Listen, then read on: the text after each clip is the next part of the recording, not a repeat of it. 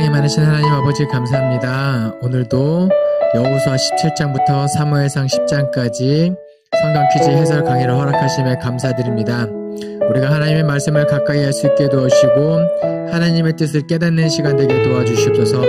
또한 하나님의 뜻대로 살아가기로 다짐하는 시간 또한 되기를 소망합니다. 하나님을 아는 지식이 쌓일수록 겸손하게 해주실 줄 믿사오며 예수 그리스도 이름으로 기도합니다. 아멘. 네. 사순절 잘 보내고 계시죠? 네. 새벽 기도 때 그 성경 말씀을 쭉 읽어가는 것, 그리고 그 장별마다 계속 설명 듣는 게, 저는 굉장히 유익한 것 같아요. 올해, 2022년에 잠실제일교회가 어떻게 하면 성경을 우리가 읽을 수 있을까? 성도님들에게, 성경을 다가가는 거 너무 좋은, 시간인 것 같습니다. 계속해서 포기하지 않고, 끝까지 읽으면 어쩌면 내용이 하나도 그냥 새하얗게 백지장처럼 될 수 있어요. 하지만 우리가 한번 읽고 백지장이랑 읽지 않고 백지장이랑 뭐 지식 수준은 똑같을 수도 있지만 나의 신앙은 분명히 더 깊어질 거라고 저는 확신하고 있습니다. 그래서 그리고 또 이 강의를 듣고 계신 분들은 아무래도 분명히 더 유익한 점이 있을 거예요. 그래서 포기하지 않고 퀴즈도 재밌게 푸시고요. 어렵다고 피드백 주셔도 소용없습니다. 저는 중요하다고 생각하는 구절을 내고 있으니까 여러분 성의껏 잘 풀어주시고 또 100점이 아니면 어떻습니까? 물론 이제 100점을 원하시는 분들이 많죠. 또 혹 그 쪽지로 내지 않고 그 QR코드 찍어서 온라인으로 제출하시는 분들 중에 띄어쓰기 때문에 100점 못 맞고 막 안타까우시는 분들 있잖아요. 한 번 더 내셔도 돼요. 그래서 제가 모두 다 맞다고, 제 마음속에 100점이니까요. 그렇게 해서 계속해서, 연말까지 성경 퀴즈 우리 요한계시록까지 한번, 지치지 않고 달려가 보면 좋겠습니다. 그럼 첫 번째 문제 하겠습니다. 도피성이 있는 곳이 아닌 곳은 어디인가요? 자, 도피성이 아닌 곳은 1번 갈릴리 게데스, 2번 길르앗 라못, 3번 베들레헴, 4번 세겜. 정답은 3번 베들레헴. 여기에 도피성이 없죠. 도피성은 어떤 곳이냐? 도피성은 어떤 곳이냐면요. 원래 살인을 저지르고 율법상 어떤 죄를 저지르면 이제 죽임을 이렇게 동해보복법에서 누군가를 죽이면 내 목숨을 내놓는 게 응당 당연한 거잖아요. 근데 이런 거 있잖아요. 실수로 죽였을 때 어떡하죠? 그럼 나도 모르게 실수로 가서 죽이면 되나요? 그런 사람들이 피할 수 있는 곳을 마련해 주셨어요. 그게 도피성이에요. 그래서 나중에 보면은 이스라엘 전체 지도를 보면은 요단강을 가운데를 기점으로 좌우에 상중하 이렇게 해서 총 6개의 도피성이 있어요. 그러니까 어디 있더라도 가장 가까운 도피성으로 피하면 돼요. 근데 그럼 무조건 피하면 되냐? 그거 아니에요. 율법상 부지 중에 실수로 살인을 저질렀을 때 피할 수 있는 거예요. 물론 실수로 저질러도 유가족들은 분노가 있으니까 그 사람을 잡아 죽이고 싶을 거 아니에요. 그래서 피하면 되는데 의도적으로 살인을 저질렀을 경우에는 도피성이고 뭐고 필요 없습니다. 그 사람을 끌어다가 죽여도 되는 거예요. 그럼 언제까지 피해 있어야 되냐 이거죠. 언제까지 피해 있냐면 그 당시에 대제사장이 있을 거 아니에요. 그 대제사장이 죽을 때까지 피해 있어요. 그게 공소시효입니다. 그러면 이거 한참 공부할 때 누가 저한테 이런 질문 한 적 있었어요. 뭐냐면 대제사장이 오늘 내일 하는 대제사장이 있을 수 있잖아요. 그럼 한 일주일 안에 이 사람이 죽을 것 같으면 실수를 가정해서 죽였어요. 누구를. 그리고 도피성을 피했어요. 그러면 일주일 안에 이제 다시 나오면 되나요? 어떨 것 같아요? 이게 바로 율법을 이용해 먹는다 이런 거죠. 그게 아니에요. 철저하게 하나님의 뜻은 실수로 살인을 저질렀을 경우에 그 사람을 긍휼히 여기는 마음으로 피할 수 있는 길을 열어준 거지, 이걸 이용해서 살인을 저지르거나 이용해 먹으라는 게, 우리가 법을 지킬 때 약간 그런 게 좀 있어야 될 것 같아요. 그래서 범죄를 저지른 사람은 법을 모르는 사람이라 법을 잘 아는 사람이다 이런 얘기도 있는데, 하나님을 아는 사람들은 법을 그렇게 지키지는 않았으면 좋겠습니다. 어쨌든 도피성은 총 6곳에 있었다. 갈릴리 게데스, 길르앗 라못, 세겜, 바산 골란, 베셀, 그리고 헤브론, 이렇게 해서 총 6군데에 있었다. 기억하시면 좋겠습니다. 그 다음에 여호수아가 마지막으로 백성과 더불어 언약을 맺고 그들을 위하여 율례와 법도를 제정한 지역은 어디인가요? 정답은 세겜입니다. 세겜. 세겜은요, 그 여호수아가 에브라임 지파거든요. 그 여호수아가 에브라임 지파에서 기업을 얻은 땅 중에 하나, 여호수아가 마지막으로 말년에 거주하던 지역이에요. 근데 왜 제가 세겜 지역을 냈냐면요, 마지막에 여호수아가 죽기 직전에 이스라엘 백성들 대표되는 사람들을 불러 모읍니다. 불러 모아서 이야기를 해요. 되게 중요한 건데, 그래서 이때 맺은 언약을 세겜 언약 이렇게 표현을 하기도 해요. 그래서 지명이 중요한 게 아니라 세겜에서 맺은 굉장한 중요한 언약 이건데요. 뭐냐면은 여호수아가 묻습니다. 너희가 이제 가나안 땅으로 왔고 내가 그동안 당신들을 인도해서 지도자로서 이렇게 여기까지 왔고 하나님을 잘 믿겠다고 우리가 언약 맺은 백성으로 살아왔는데 가나안 땅에 왔어요. 근데 만약에 가나안 땅에 와서 살다 보니까 여호와를 섬기는 것이 좋지 않게 느껴지거나 아니면 이 가나안에 있던 이방 신상이나 이방 종교가 좋다고 여기면 거기에 가라. 그런데 나는 나와 내 집은 오직 여호와를 섬기겠다. 어떻게 하겠냐? 이렇게 이야기하는 거예요. 세겜에서. 그러니까 신앙은요. 믿어 이게 아니라 철저하게 개인의 선택에 의한 거예요. 그러니까 내 신앙이 다른 사람을 구원할 수 없는 그런 측면이기도 하죠. 근데 여호수아가 마지막에 그래서 농담 삼아서 사장님이 이렇게 중국집에 가서 먹고 싶은 거 먹어 나 짜장 이런 측면이 아닌 거예요.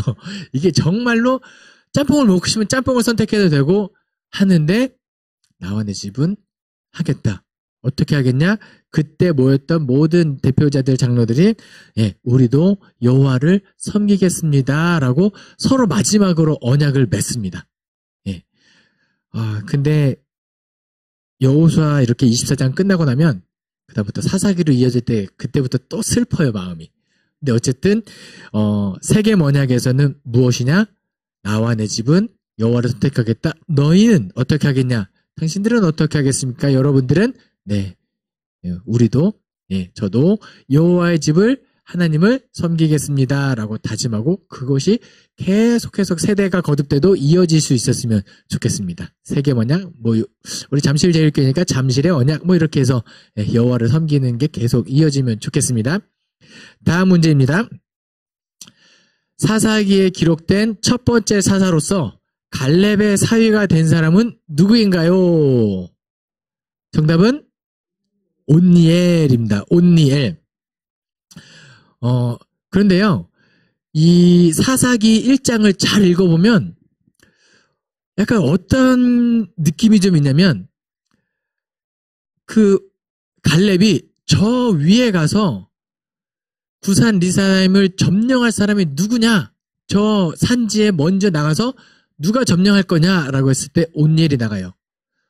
이때 뭐가 느껴지면 참 좋냐면 갈렙이 느껴지면 좋아요. 이 산지를 내게 주소서. 그러니까 갈렙의 신앙이 그대로 약간 이어지는 그런 느낌을 줘요. 사사기 1장은. 그런데 여기서 갈렙의 위대한 점이 뭐냐면 갈렙은 분명히 75살 나이 엄청 할아버지 나이 때 그 가장 험한 헤브론을 점령하거든요. 그러니까 어쩌면 이 사사기 때도 내가 할 수 있었을 수 있어요. 갈렙 입장에서는 이 산지를 내게 주소서 약속한 땅이거든요. 내가 올라가겠습니다라고 해도 되는데 갈렙의 위대한 점은 다음을 준비하는 거예요. 내가 없어도 그 다음을 준비해서 누가 가겠느냐. 다음 사람을 세우는 이런 느낌이 참 좋았어요. 그리고 갈렙이 뭘 포상으로 내거냐면 여기 먼저 믿음을 가지고 올라가는 사람에게 내 딸을 주겠다. 예. 딸의 이름은 악사입니다. 그래서 그러면 이제 온니엘이 올라가서 점령했잖아요. 바로 줬을까요? 아니면 좀 시간 끌고 줬을까요? 바로 줬겠죠. 그래서 악사 다이렉트. 네, 이렇게 바로 죄송해요. 예, 한번 좀 웃고 지나가고 싶어서. 네. 온니엘 사사 첫 번째 기록, 사사기에 기록된 첫 번째 사사는 온니엘입니다. 뭔가 갈렙의 신앙을 잘 이어받고 그 산지를 점령한 그 온니엘 이야기하고 싶었습니다. 자, 4번 문제. 기드온이 그들에게 이르되 내가 너희를 다스리지 아니하겠고 나의 아들도 너희를 다스리지 아니할 것이요 땡땡께서 너희를 다스리리라 하니라. 사사기 8장이죠. 정답은 여호와께서 너희를 다스리리라. 이 고백이요. 사사기에 어찌 보면 사사기 다음에 사무엘상, 사무엘하 넘어가잖아요.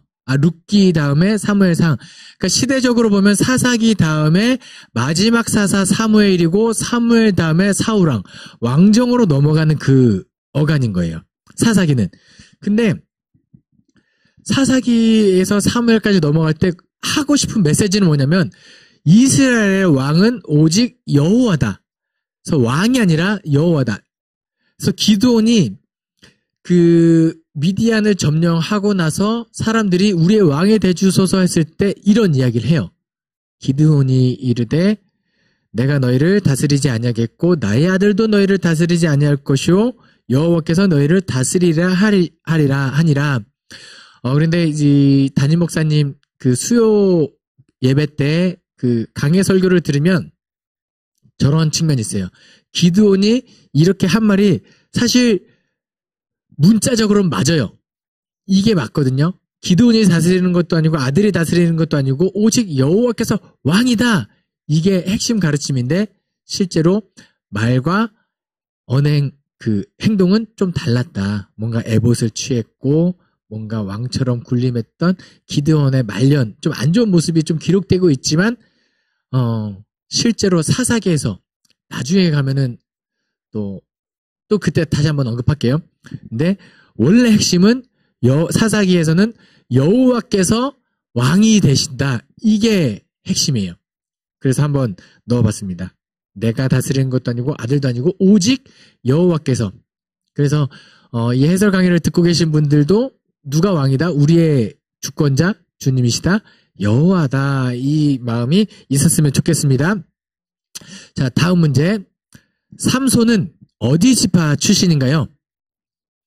정답은 단 지파죠.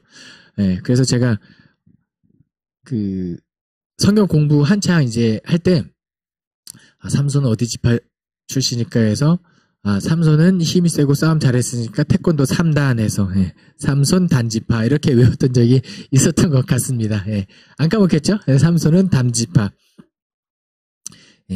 그 사사 중에 삼갈이라는 저기도 있는데요. 그 사람도 단지파입니다. 3단. 단지파 출신인데요. 6번 문제랑 해설 뭐 하나 잠깐 같이 들어갈게요. 그런데 삼손을 읽다 보면은 이런 구절이 나와요. 여호와의 영이 임했다라는 구절이 나오거든요. 사실 사사들은요. 왕이 아니에요. 그 자기 맘대로 판결하고 판단하고 이게 아니라 하나님의 영이 임해서 하나님의 뜻대로 재판하고 이거예요. 그러니까 사사라는 뜻 자체가 판관기, 판결하는 사람들이 사사거든요. 그래서 내 뜻대로 아니라 하나님의 뜻대로 판단하는 사람들이 사사인데 그 삼손 구절을 쭉 읽다 보면은 어떤 구절이 나오면 여호와의 영이 갑자기 임했다 이런 구절이 나와요. 긍정적인 구절일까요? 아니면 좀 부정적인 의미의 구절일까요? 여호와의 영이 갑자기 부정적입니다. 왜냐하면 늘 함께하는 사람은 갑자기가 없어요. 그러니까 삼손이 사사로서 늘 하나님과 함께하고 하나님 뜻대로 해야 되는데 그렇지 못한 순간에 하나님이 갑자기 말리거나 갑자기 해야 될 것을 지시하거나 갑자기예요. 예.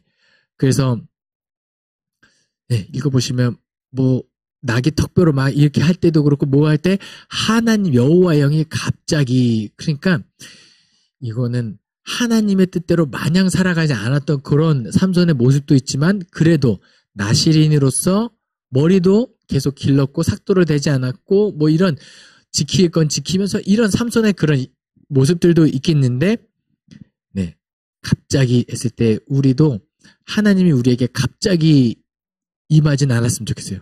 늘 함께 있는 거예요. 늘 함께 있기 때문에 갑자기보다는 뭐가 좋을까요? 평소에 뭐 이런 평소에 하나님의 영이 임했다 이렇게 편안하게 하나님을 믿었으면 좋겠습니다. 6번 문제. 그때는 이스라엘에 땡땡이 없었으므로 사람마다 자기 소견에 옳은 대로 행하였더라. 정답은 왕입니다. 제가 사사기 17장에 있는 구절을 여기다 문제를 냈고요. 24장을 참고하라 이렇게 적어드렸거든요. 이게 뭐냐면요. 사사기를 그 구성을 이렇게 나눠보면은 1장부터 16장까지 12사사에 대한 이야기가 쭉 나와요. 사실 사사기는 2장에 가면은 복임의 여호와의 사자가 와서 울었더라라는 장면이 나오거든요. 거기서 사사기 2장에서 사사기 전체 내용을 딱 요약해요. 범죄하고 하나님이 진노했고 이방의 손을 빌어서 심판하고 그러면 회개하고 그럼 하나님이 사사를 보내주셔서 구원해 주시고 이게 이 사이클을 계속하는 이 12사사에 대한 이야기 예시들을 쭉 들어주세요. 그 16장까지 사사에 대한 이야기가 쭉 끝났잖아요. 그럼 17장부터 21장까지는 두 가지 에피소드가 기록되어 있다라고 보시면 돼요. 어떤 거냐면 이스라엘에는 왕이 없으므로로 시작해요. 17장에서 이걸 한번 이야기하죠. 그리고 뭐 어떤 걸로 끝내냐면 21장에서 그때는 이스라엘에 왕이 없으므로라고 이야기를 마침표를 찍어요. 근데 그 시작하는 첫 번째 에피소드가 뭐냐면 어떤 사람이 미가라는 사람이 자기 집에다가 제사장을 어린 레위 사람을 데려다가 제사장을 삼습니다. 그런데 그 제사장을 삼아놨는데 단지파 사람들이 기업으로 얻은 땅을 차지하지 못하고 저기 북쪽 끝에 단이라는 원래는 라이스라는 성읍이 있어요. 원래 큰 땅을 얻었는데 라이스라는 성읍을 자기네 땅이라는 것처럼 올라가다가 중간에 이 미가가 세워놓은 레위 제사장을 자기 마음대로 데려가고 이런 왕이 없으므로 이건 뭐냐면 왕이 없었다, 기준이 없었다, 하나님을 잘 섬기지 못함으로 내 마음대로 한 그 악한 모습을 여기 다 에피소드가 17장부터 21장에 이야기하고 있는 거예요. 그런데 제가 아까 5번 문제와 6번 문제는 같이 설명드리고 싶다고 한 게 있었잖아요. 단지파가 지금 왜 올라가느냐? 하나님께서 삼손이라는 걸출한 무기를 주신 거죠. 어쩌면 단지파에게 기업을 점령해서 얻으라고 한 그 블레셋에서 점령해서 내 땅을 만들어야 되는데 그래서 하나님이 무책임하게 하지 않고 삼손을 보내주셨어요. 어떤 사람이에요? 나귀 턱뼈로 1000명을 잡는 사람이에요. 이거 삼손도 대단하지만 나귀 턱뼈도 참 대단해요. 그죠? 1000명을 죽일 때까지 이게 내구성이 엄청난 나귀 턱뼈죠. 근데 그러니까 삼손한테 제대로 된 무기만 지어주면 이 블레셋 정도는 충분히.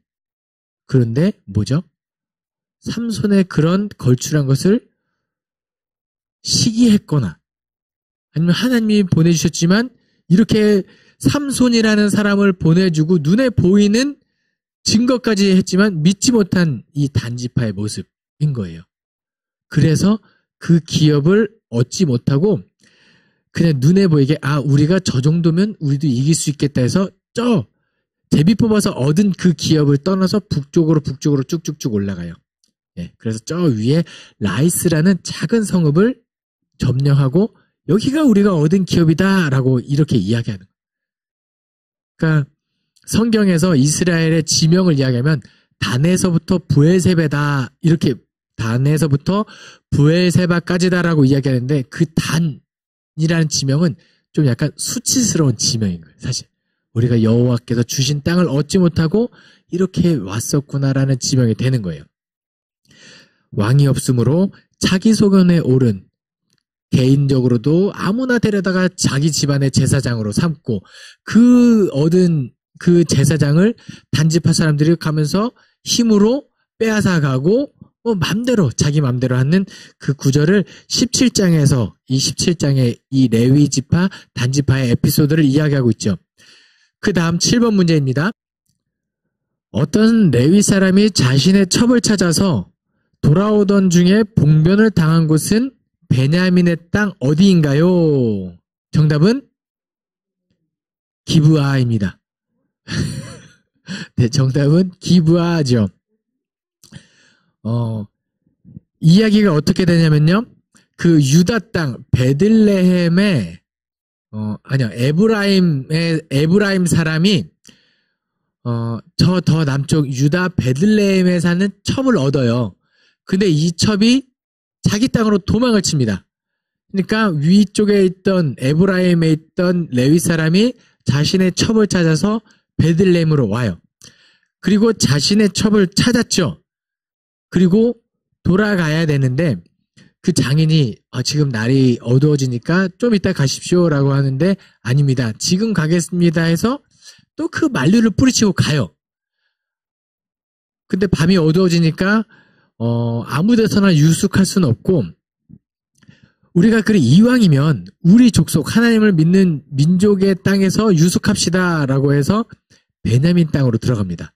베냐민 지파가 있는 땅 그 가운데서도 기브아라는 성읍으로 들어가요.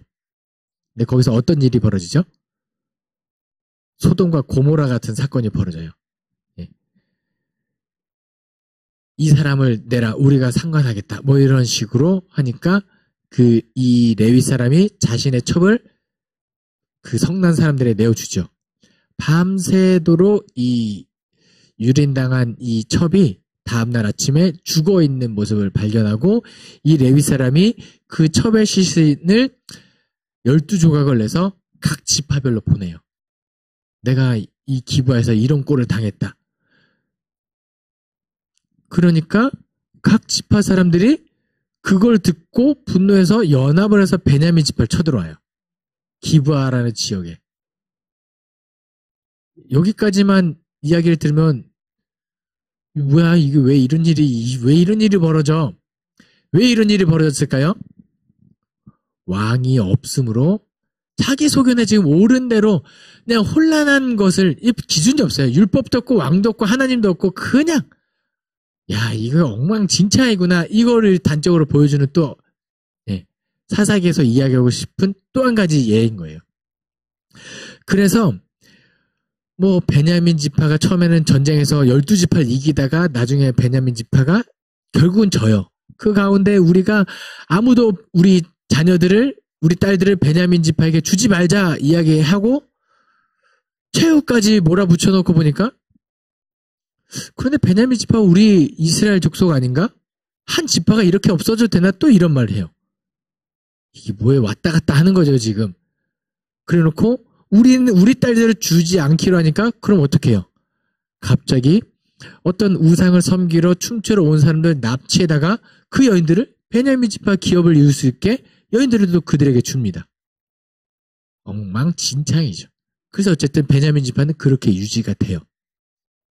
왕이 없으므로 자기 소견에 옳은 대로 행하였더라. 이게 사사기 마지막 에피소드 두 가지 17장부터 21장까지 이어지는 에피소드다. 이렇게 기억하시면 좋겠습니다. 그런데 사사기를 읽으면 마음이 너무 안 좋아요. 그쵸? 그래서 하나님께서 그 다음에 우리에게 주신 성경 말씀 뭐죠? 룻기입니다. 다음 문제 8번. 땡땡들이 치리하던 때에 그 땅에 흉년이 드니라. 유다 베들레헴에 한 사람이 그의 아내와 두 아들을 데리고 모압 지방에 가서 거류하였는데 정답은 뭐죠? 사사들이 치리하던 때예요. 사사들이 치리하던 때. 그러면은 이야기는 사사들이 치리하던 때라고 말하고 있지만 시대적인 구분은 사사기를 이때를 겪고 있는 거예요. 뭐냐? 왕이 없으므로 자기 소견에 옳은 대로 사람들이 막 행하는 가운데 누가 있었다? 그쵸. 룻과 나오미 더 가면 보아스 이 사람들이 이 베들레헴의 어떤 사람들에 대한 이야기냐면 왕이 없으므로 자기 성에 옳은 대로 막 시대는 그렇게 악하지만 그럼에도 불구하고 여호와의 율법을 지키던 사람들이 있었더라. 이게 룻기예요. 예. 원래는 율법상에 암몬 모압 사람이 여호와의 총회에 들어올 수 없다라고 기록했는데 이 나오미랑 이 사람들이 모압 땅에 갔다가 아들 죽고 남편 죽고 나오미가 룻을 데리고 모압 사람을 데리고 베들레헴으로 돌아오죠. 그리고 여기서부터 누가 태어나죠? 다윗 왕가. 다윗 왕이 이 혈통에서 태어나요. 보아스, 룻과 보아스가 결혼하고 그 안에서 나손, 살몬, 이세, 보아스 아니요. 나손, 살몬, 보아스, 이세, 다윗.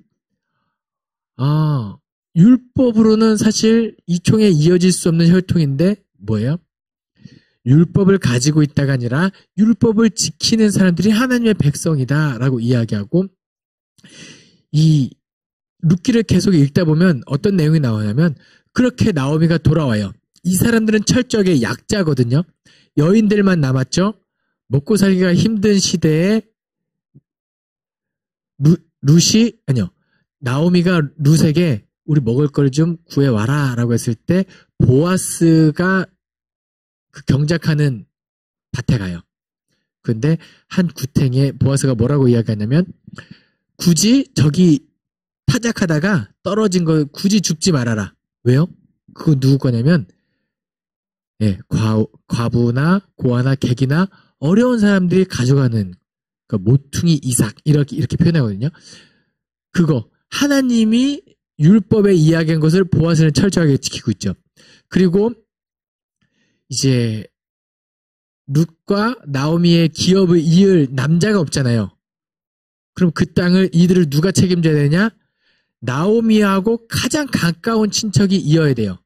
그러니까 보아스가 그 사람을 찾아가서 너가 이 사람들의 기업을 잇겠느냐라고 하니까 안 하겠다. 부담된다. 그러니까 너의 신발을 벗어라. 그리고 침을 뱉고 율법에 기록된 대로 절차를 다 지키면서 룻을 자기 아내로 맞이하고 기업을 잇는 보아스의 아주 멋진 모습. 네. 사사들이 치리하던 때 왕이 없으므로 자기 소견에 옳은 대로 행하던 때 그때 거룩하게 율법을 지킨 사람들의 이야기 이게 룻기예요. 네. 멋있죠. 보아스는 진짜 멋있는 남자예요. 네. 그래서 철저하게 약자들 배려하고 이렇게 보호해주고 체면도 챙겨주고 멋진 남자입니다. 네. 혹시라도 그 나중에 아마 이 강의를 들으시는 분들은 다 결혼을 하셨으니까 사위를 얻으실 때 보아스 같은 내 남편은 보아스 같지 않아요? 아니에요. 다 여기 보아스 저기 보아스 하면은 보아스 같은 모습이 분명히 있습니다. 내가 발견하지 못할 뿐이에요. 예. 예. 내가 봤을 때 보아스 같지 않잖아요? 남편분이 보기에 당신도 그렇게 룻 같진 않을 수도 있지만 서로 배려하고 약자 서로 챙겨주면서 살면은 예. 그리고 율법을 지켜나가면 아름다운 화목한 가정이 될 수 있을 것 같습니다. 9번 문제.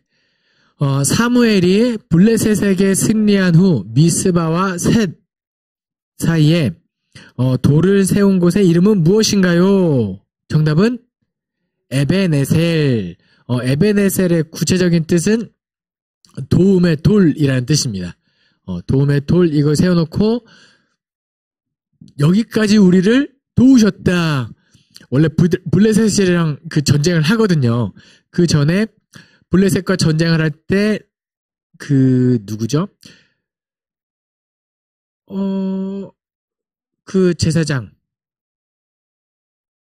그 사무엘에게 기름을 부어주었던 엘리 제사장의 아들들이 여호와의 언약궤도 가져가고 뭐 해가지고 이길 줄 알았는데 오히려 언약궤도 뺏기고 져버리고 마는 그런 상황 속에서 사무엘이 사사가 돼서 이스라엘 사람들을 이끌고 블레셋을 몰아내고 여기까지 진격했다라고 해서 도움의 돌을 세우거든요.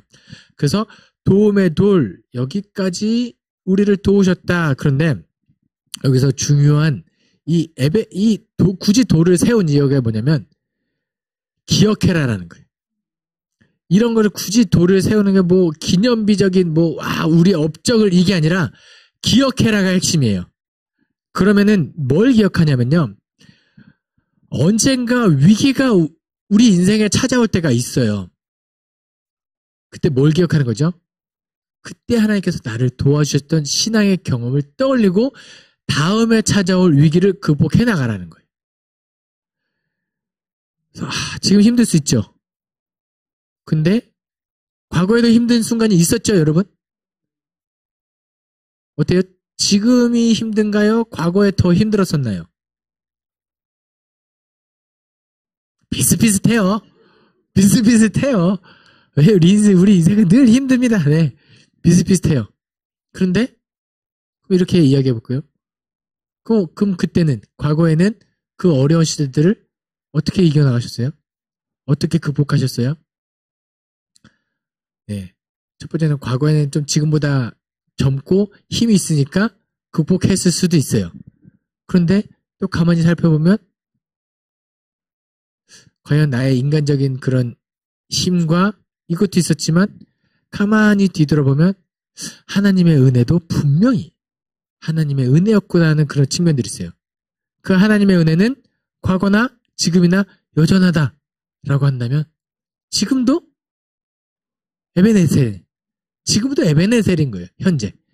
예. 그리고 나서 임마누엘 계속해서 하나님이 나와 함께 하시는 것을 하나면 지금도 힘들죠. 하지만 의지하고 이겨낼 수 있다. 에베네셀은 그런 측면이 있는 거 기억할 수 있었으면 좋겠습니다. 10번 문제. 사울이 왕으로 뽑혔을 때 그가 어디 사이에 숨어 있었나요?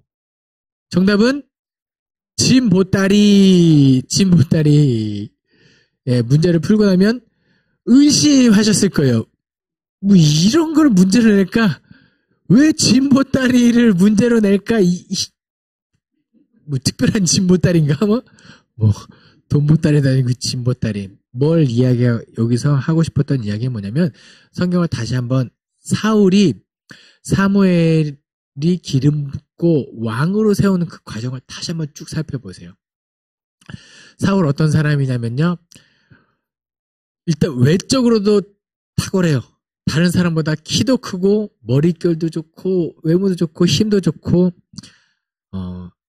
외모로 봐도 사람들에게 흠모할 만한 좋은 것들이 있어요. 그리고 하나님께서 택하신 사람이죠.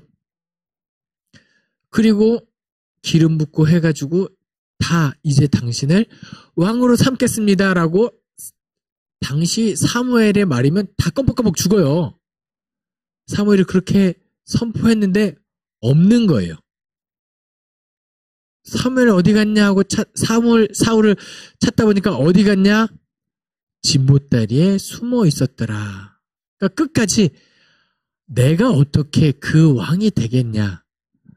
뭐 여호와께서 왕이시다라는 그런 신앙도 저는 사울에게 당시에 있었을 것 같고 겸손한 모습이 있는 거예요.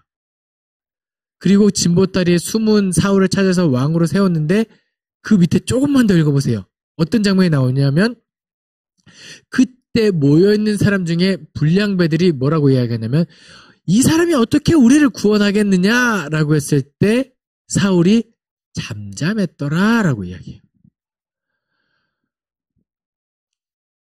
겸손한 성품 그리고 모욕을 주음에도 불구하고 참고 있는 모습 누가 떠오르죠?